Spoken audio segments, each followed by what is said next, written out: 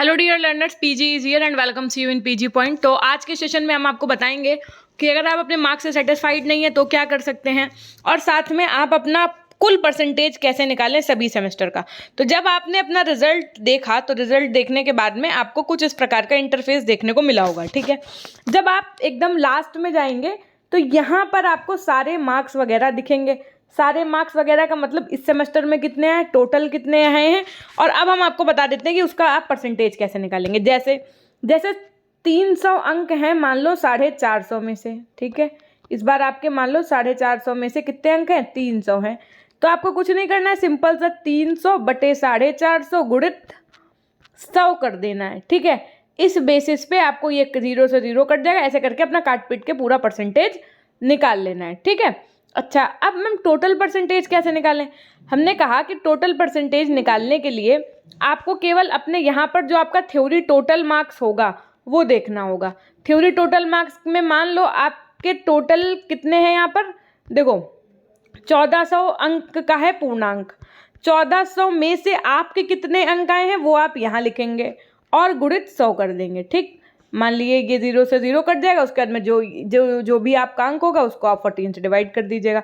तो ओवरऑल किसी का 80% बनेगा, किसी का 82% बनेगा, किसी का 83% बनेगा। जिस हिसाब से इस बार MCQs के पेपर हुए थे, बच्चों के रिस्पॉन्स आया था, उस बेसिस पे बच्चों से जो हमें क्या कहते हैं एक रिव्यू मिला है, उसमें उन लोगों ने ये कहा है कि मैम हम लोगों के परसेंटेज, हम सेटिस्फाइड नहीं है इन सब चीज़ों से।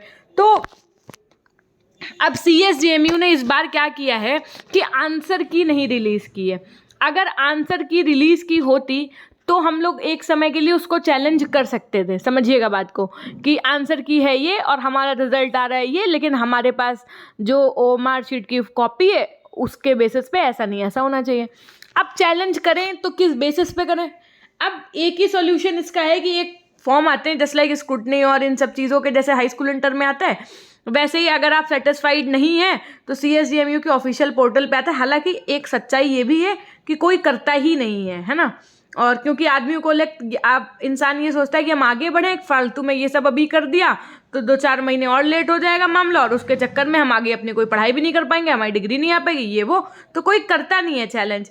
और इस बार आंसर की क्यों नहीं आई, अब इस चीज़ की जवाबदेही कौन मांगेगा जा करके, क्योंकि वो तो उनके, ये सब तो अब डीम्ड यूनिवर्सिटी है ना, सब तो इनके ऊपर हैं चीज़ें।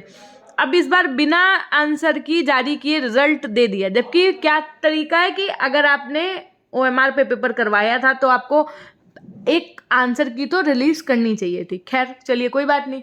अब अगर आंसर की नहीं आई है तो क्या मैम हम अपने परसेंटेज से सेटिस्फाइड नहीं है तो चैलेंज कर सकते हैं, बिल्कुल करिए। CSJMU को ऑफिशियल मेल पे आप ये कर सकते हैं, ऑफिशियल मेल पे उनको पूरा अपना रिजल्ट प्रॉपर सब कुछ मेल कर सकते हैं। उसके अलावा एक फॉर्म भी आता है, वो भी आप अभी कुछ दिन बाद रिलीज़ होगा, उसको भी आप फिल करके कह सकते हैं कि हाँ, जिन बच्चों का मतलब होता है ना कि दोबारा से पेपर चेक करवाने का उसका फीस भी होता है कि एक पेपर का इतना है, 2 पेपर का इतना, तो वो भी आप कर सकते हैं, है ना।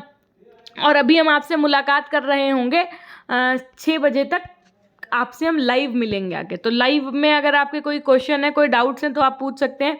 अगर आप प्रैक्टिकल में अपने एब्सेंट थे तो आपके में एब्सेंट लिख करके आया है तो कोई बात नहीं है भाई, लेकिन अगर आप प्रैक्टिकल देने गए हैं और फिर भी अगर एब्सेंट लिख करके आ गया है तो आप इसके लिए कॉलेज वालों को बोलिए जा करके कि हमारी प्रैक्टिकल में एब्सेंट क्यों लग गई है भाई।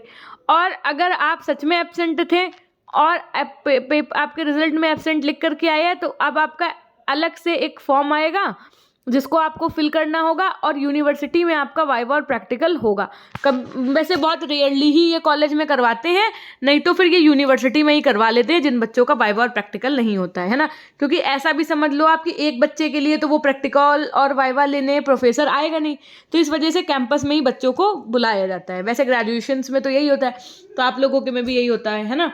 ये एक तरीका है। और बाकी के लिए अगर आपको कुछ चाहिए जानकारी तो आप हमसे लाइव ज़रूर जुड़िएगा, क्योंकि आपका 4th सेमेस्टर तक का सफ़र, इससे संबंधित कुछ बातचीत और आप आगे क्या क्या करने को सोच रहे हैं और क्या कर सकते हैं और क्या बेहतर है, इसके विषय में भी हम चर्चा कर रहे होंगे वहाँ पर। तो जुड़ना नहीं भूलिएगा, आज शाम 6 बजे लाइव में। Thank you so much.